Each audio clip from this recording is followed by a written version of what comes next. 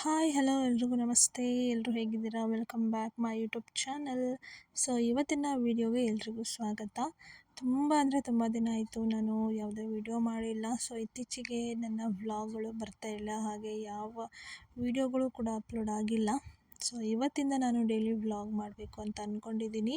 So ಯಾರೆಲ್ಲ miss ಮಾಡ್ಕೊಂಡಿದ್ದಿದ್ರೆ please sorry ಅಂತ ಕೇಳ್ತೀನಿ. ಸೊ ಇವತ್ತು ನಾನು ಸಂಜೆಯಿಂದ ವ್ಲಾಗನ್ನು ಶುರು ಮಾಡಿದ್ದೀನಿ. ಇವತ್ತಿನ ವ್ಲಾಗಲ್ಲಿ ನಾವೀಗ ಏನು ಮಾಡ್ತಾಯಿದ್ದೀವಿ, ಹಾಗೆ ನಮ್ಮ ಬಿಸ್ನೆಸ್ ಕತೆ ಏನಾಗಿದೆ, ಏನೆಲ್ಲ ಆಗ್ತಾ ಇದೆ ಲೈಫಲ್ಲಿ ಎಲ್ಲವನ್ನು ಶೇರ್ ಮಾಡ್ತೀನಿ. ಇದು ಸಂಜೆ. ಇವತ್ತು ಆ್ಯಕ್ಚುಲಿ ರೊಟ್ಟಿಯನ್ನು ಮಾಡಿ ಹೋಗಿದ್ದಾರೆ ಆಲ್ರೆಡಿ. ಅಂದರೆ ರೊಟ್ಟಿ ಬೇಯಿಸೋಕ್ಕೆ ಬರ್ತಾರಲ್ವ, ಅವರು ಮಾಡಿಬಿಟ್ಟು ಹೋಗಿದ್ದಾರೆ. ಸೊ ಇವತ್ತಿನ ಸ್ಟಾಕ್ ಇದು. ಸೊ ಡೈಲಿ ಸ್ಟಾಕ್ ರೊಟ್ಟಿ ಇರಲ್ಲ, ಇವತ್ತು ಮಾಡಿದ್ದನ್ನು ಇವತ್ತೇ ನಾವು ಸೇಲ್ ಮಾಡ್ತೀವಿ. ಸೊ ನೀವು ನೋಡ್ಬೋದು, ಇವತ್ತು ಮಾಡಿ ಆಲ್ರೆಡಿ ಎಲ್ಲ ಕ್ಲೀನ್ ಮಾಡಿ ಹೋಗಿದ್ದಾರೆ.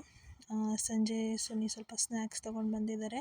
ನಾನು ಮತ್ತು ನನ್ನ ಮಗಳು ಕೂತ್ಕೊಂಡು ಇಲ್ಲಿ ಮಾತಾಡ್ತಾ ಅಂದರೆ ಇವತ್ತಿನ ದಿನ ಏನೇನೆಲ್ಲ ಆಯಿತು, ಎಷ್ಟೆಲ್ಲ ರೊಟ್ಟಿ ಆಯಿತು, ಎಷ್ಟೆಲ್ಲ ಸೇಲ್ ಮಾಡಿದ್ವಿ, ನಾಳೆ ಏನೇನು ಪ್ಲ್ಯಾನ್ ಅಂತ ಎಲ್ಲ ಮಾತಾಡ್ತಾ ಹಾಗೆ ಟೈಮ್ ಪಾಸ್ ಮಾಡಿಕೊಂಡು ಕೂತ್ಕೊಂಡಿದ್ವಿ.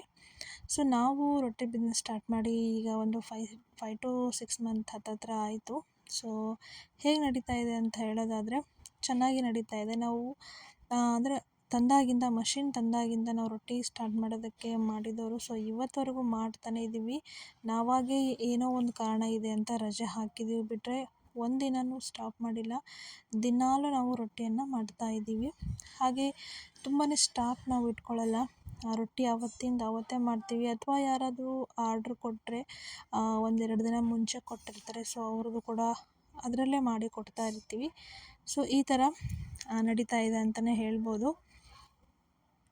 ಇನ್ನು ಈಗ ನನ್ನ ಮಗಳಿಗೆ 3 ವರ್ಷ ಕಂಪ್ಲೀಟ್ ಆಯಿತು. ಸೊ ಜನವರಿಗೆ ಅವಳಿಗೆ 3 ವರ್ಷ ಕಂಪ್ಲೀಟ್ ಆಗಿದೆ. 3 ವರ್ಷದ ಮೇಲೆ ಈಗ 1.5 ತಿಂಗಳು ನಡೀತಾ ಇದೆ.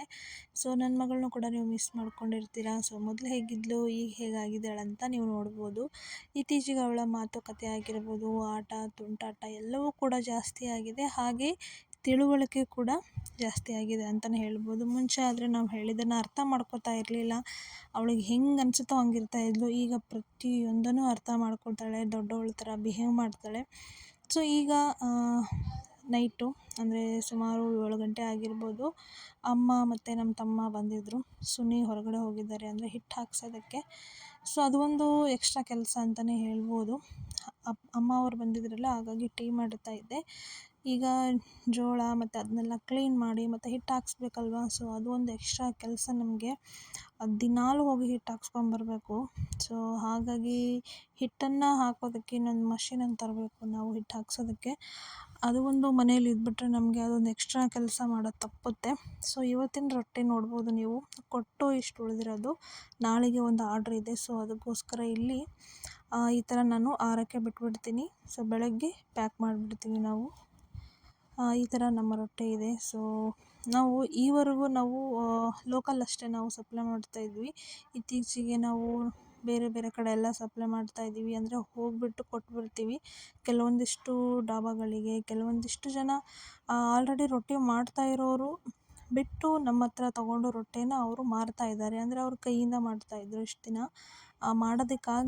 ಆಗಲ್ಲ ಇಷ್ಟೊಂದು ರೊಟ್ಟಿ ಅಂಥೇಳಿ ಈಗ ನಾವು ಮಾಡುವಂಥ ರೊಟ್ಟಿಗಳು ಸೇಮ್ ನಾವು ಕೈಯಿಂದನೇ ಮನೆಯಲ್ಲಿ ಯಾವ ಥರ ಮಾಡ್ತೀವೋ ಅದೇ ಥರ ಇರುತ್ತೆ. ಸೊ ಬೇಯಿಸೋದಾಗಿರ್ಬೋದು, ರೊಟ್ಟಿ ಟೇಸ್ಟ್ ಆಗಿರ್ಬೋದು, ಎಲ್ಲವೂ ಕೂಡ. ಹಾಗಾಗಿ ತುಂಬ ಜನ ನಮ್ಮ ಹತ್ರ ತೊಗೊಂಡು ಅವರು ಮನೆಯಲ್ಲಿ ಸೇಲ್ ಮಾಡ್ತಾರೆ. ಕೆಲವೊಬ್ಬರು ಅಂಗಡಿಗಳಲ್ಲಿ ಇಟ್ಕೊಂಡು ಸೇಲ್ ಮಾಡ್ತಾರೆ. ಹಾಗೆ ಇದು ನೆಕ್ಸ್ಟ್ ಡೇ ಮಾರ್ನಿಂಗ್ ಹೇಗೆ ಶುರುವಾಗುತ್ತೆ ಅಂದರೆ, ನಾನು ಅಥವಾ ಸುನಿ ಯಾರಲ್ಲಾದರೂ ಒಬ್ಬರು ಬೆಳಗ್ಗೆ ಬೇಗ ಎದ್ದೇಳ್ತೀವಿ. ಆಲ್ಮೋಸ್ಟ್ ಸುನಿ ಎದ್ದೇಳ್ತಾರೆ. ಎದ್ಬಿಟ್ಟು ಅವರು ಮೇನ್ ಕೆಲಸ ಏನಂದರೆ ಮಷಿನ್ ಸ್ವಲ್ಪ ಕ್ಲೀನ್ ಮಾಡಿಕೊಂಡು, ಅಲ್ಲೆಲ್ಲ ಮಷಿನ್ ಹತ್ರ ಏನೇನು ಕೆಲಸಗಳಿರುತ್ತೆ ಅದನ್ನೆಲ್ಲ ಕ್ಲೀನ್ ಮಾಡಿಕೊಂಡು ನೀರಿಡ್ತಾರೆ. ಸೊ ಅಂದರೆ ಹಿಟ್ಟು ಕಲಸೋದಕ್ಕೆ. ಇದು ಪ್ಯಾಕ್ ಮಾಡಿರುವಂಥ ರೊಟ್ಟಿಗಳು 400 ರೊಟ್ಟಿಗಳಿದ್ದಾವೆ. ಇವು ಈಗ ಜಸ್ಟ್ ಹೋಗುವಂಥ ರೊಟ್ಟಿಗಳು. ಸೊ ಇವತ್ತು ನೋಡ್ಬೋದು, ಈಗ ಇವ್ರು ಮಲ್ಕೊಂಡಿದ್ದಾರೆ. ಅಂದರೆ ಆಲ್ರೆಡಿ ಹಿಟ್ಟನ್ನು ಕಲಸಿ ಇಟ್ಟಿದ್ದಾರೆ. ಇನ್ನೇನು ಬೇಯಿಸೋದಕ್ಕೆ ಬರ್ತಾರೆ ಅಕ್ಕಂದಿರು, ರೊಟ್ಟಿ ಬೇಯಿಸೋರು. ಹಾಗಾಗಿ ಈ ಥರ ಕಲಸಿ ಹಿಟ್ಟನ್ನು ರೆಡಿ ಮಾಡಿ ಇಟ್ಟಿದ್ದಾರೆ. ಅವ್ರು ಬಂದ ತಕ್ಷಣ ರೊಟ್ಟಿಯನ್ನು ತೆಗೆದು ಕೊಡೋದು. ಸದ್ಯ ಮೂವರು ಬರ್ತಾ ಇದ್ದಾರೆ. ಸೊ ಇನ್ನೊಬ್ಬರನ್ನ ಕರಿಬೇಕು ಅಂತ ಅಂದ್ಕೊಂಡಿದ್ದೀವಿ. ಯಾಕಂದರೆ ರೊಟ್ಟಿ ಸ್ಟಾಕ್ ಇರ್ತಾ ಇಲ್ಲ ನಮ್ಮ ಹತ್ರ. ಸೊ ಅವತ್ತಿಂದ ಅವತ್ತೇ ರೊಟ್ಟಿ ಸೇಲ್ ಮಾಡ್ತಾ ಇರೋದ್ರಿಂದ ಯಾರಾದರೂ ಎಕ್ಸ್ಟ್ರಾ ಕೇಳಿದ್ರೆ ನಮ್ಮ ಹತ್ರ ರೊಟ್ಟಿ ಸ್ಟಾಕ್ ಇರೋದಿಲ್ಲ. ಹಾಗಾಗಿ ಮತ್ತೆ ಅವ್ರಿಗೆ ನಾಳೆ ಅಂತ ಹೇಳಬೇಕಾಗುತ್ತೆ. ಸೊ ಆ ಒಂದು ಉದ್ದೇಶಕ್ಕೆ ಮತ್ತೊಬ್ಬರನ್ನ ಯಾರನ್ನಾದ್ರೂ ಕೆಲಸಕ್ಕೆ ಕರಿಬೇಕು ಅಂತ ಅಂದ್ಕೊಂಡಿದ್ದೀನಿ. ಈಗ ನನ್ನ ಮಗಳು ಎದ್ದೇಳೋಷ್ಟರಲ್ಲಿ ಮನೆಯೆಲ್ಲ ಕ್ಲೀನ್ ಮಾಡಿ, ಕಸ ಪಾತ್ರೆ ಎಲ್ಲನೂ ಕ್ಲೀನ್ ಮಾಡಿ ಅಡುಗೆನೂ ನಾನು ಮಾಡಿಬಿಡ್ತೀನಿ. ಯಾಕಂದರೆ ಕೆಲ್ಸಕ್ಕೆ ಬರೋರಿಗೆ ಅಡುಗೆನೂ ನಾನೇ ಮಾಡಬೇಕು. ನಮ್ಮ ಮನೆಯಲ್ಲೇ ಊಟ ಮಾಡ್ತಾರೆ ಅವರು. ಸೊ ಮಧ್ಯಾಹ್ನ ಒನ್ ಟೈಮು ಮನೆಯಲ್ಲೇ ಊಟ ಮಾಡ್ತಾರೆ. ಹಾಗಾಗಿ ಅವ್ರಿಗೋಸ್ಕರ ಅಡುಗೆ ಮಾಡಬೇಕು. ಜೊತೆಗೆ ನಾವೂ ಊಟ ಮಾಡ್ತೀವಲ್ವ, ಹಾಗಾಗಿ ನಮಗೋಸ್ಕರನೂ ಅಡುಗೆ ಮಾಡಬೇಕು. ಸೊ ಅದೊಂದು ಮೇನ್ ಕೆಲಸ ನನಗೆ. ಬೆಳಗ್ಗೆ ಎದ್ದ ತಕ್ಷಣ ಅಡುಗೆ ಮಾಡಿ, ಯಾಕಂದರೆ ನನ್ನ ಮಗಳು ಎದ್ದರು ಮೊದಲಿನ ಥರ ಅವಳು ಕೂಡ ನನಗೆ ಇವಾಗ ಬಿಡಲ್ಲ. ಯಾಕಂದರೆ ಇಲ್ಲಿ ಎಲ್ಲರೂ ಕೆಲಸದಲ್ಲಿ ಬ್ಯುಸಿ ಆಗಿಬಿಡ್ತೀವಿ. ಸೊ ಅವಳ ಕಡೆ ಧ್ಯಾನ ಕೊಡೋಕ್ಕಾಗಲ್ಲ. ಹಾಗಾಗಿ ಅವಳು ನನಗೆ ಬಿಡಲ್ಲ. ಸೊ ದಿನ ಒಂದು ತರಕಾರಿ ಪಲ್ಯನೋ ಅಥವಾ ಕಾಳಿನ ಪಲ್ಯನೋ ಮಾಡ್ತೀನಿ. ಯಾಕಂದರೆ ರೊಟ್ಟಿ ಇದ್ದೇ ಇರುತ್ತೆ ಮಧ್ಯಾಹ್ನಕ್ಕೆ. ಸೊ ರೊಟ್ಟಿ ಜೊತೆಗೆ ಪಲ್ಯ ಮಾಡಿ ಅನ್ನ ಮತ್ತು ಸಾಂಬಾರು ಮಾಡಿರ್ತೀನಿ. ಸೊ ಇದಿಷ್ಟು ಮಧ್ಯಾಹ್ನಕ್ಕೆ ಊಟಕ್ಕಾಗುತ್ತೆ. ಹಾಗೆ ನೀವು ನೋಡ್ಬೋದು ನನ್ನ ಮಗಳು ಎಷ್ಟು ಬೇಜಾರಲ್ಲಿ ಕೂತಿದ್ದಾಳೆ ಅವಳ ಜೊತೆ. ಮೊದಲಾದರೆ ಅವಳು ಎದ್ದ ತಕ್ಷಣ ನಾನು ಸುನಿ ಮಾತಾಡ್ಸ್ಕೊಂಡಿರ್ತಿದ್ವಿ. ಹಾಗೆ ಇಲ್ಲಿ ಒಬ್ಬರು ಅಜ್ಜಿ ಬಂದಿದ್ದಾರೆ. ಅವರು ರೊಟ್ಟಿ ತೊಗೊಂಡೋಗಿದ್ರು. ತುಂಬ ಚೆನ್ನಾಗಿದೆ ನಿಮ್ಮ ರೊಟ್ಟಿ ಅಂತೆಲ್ಲ ಹೇಳಕ್ಕೆ ಬಂದಿದ್ದರು. ಸೊ ಈಗ ನೋಡ್ಬೋದು, ಈಗ ಸ್ಟಾರ್ಟ್ ಆಗಿದೆ. ಇನ್ನೂ ಒಬ್ಬರು ಬಂದಿರಲಿಲ್ಲ, ಅವರು ರೊಟ್ಟಿ ತಗೊಳ್ತಾರೆ.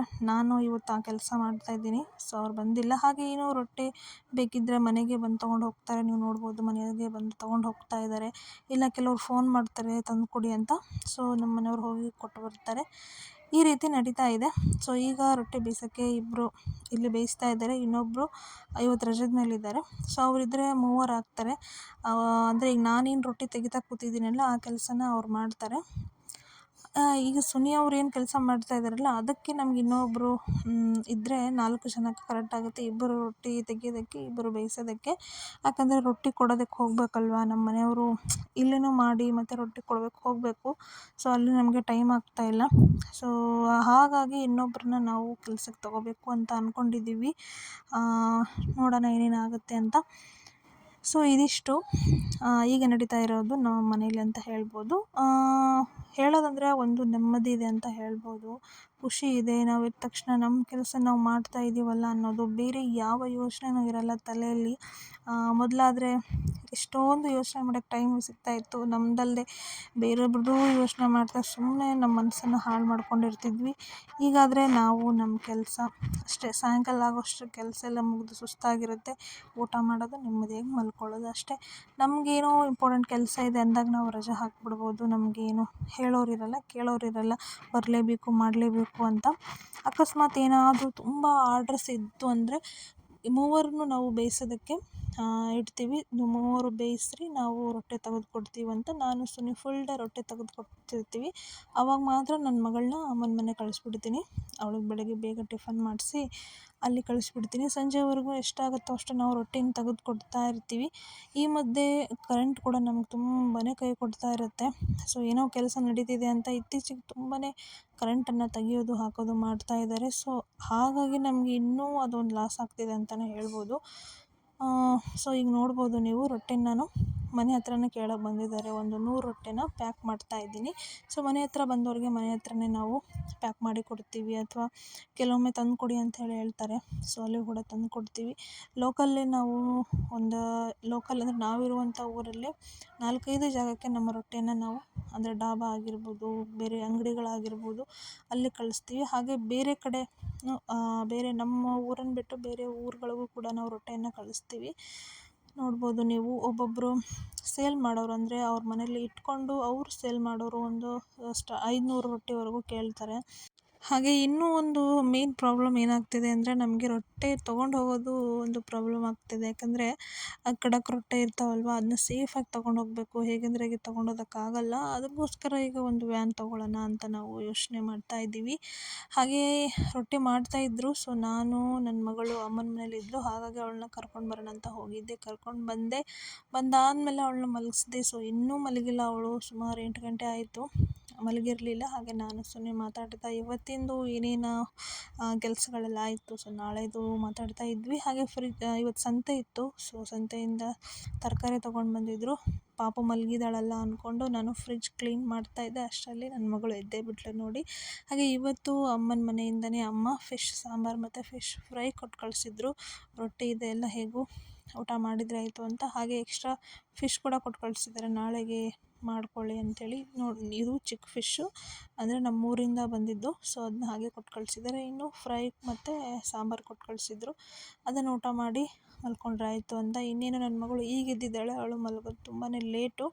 ಸೊ ಅವಳ ಜೊತೆ ಟೈಮ್ ಸ್ಪೆಂಡ್ ಮಾಡಿ ಮಲಗೋ ಅಷ್ಟರಲ್ಲಿ ತುಂಬಾ ಲೇಟ್ ಆಗುತ್ತೆ. ಅಷ್ಟರಲ್ಲಿ ಬಟ್ಟೆ ಕೂಡ ಇತ್ತು, ಅದನ್ನು ವಾಶ್ ಮಾಡಿದೆ ನೈಟ್ ನಾನು.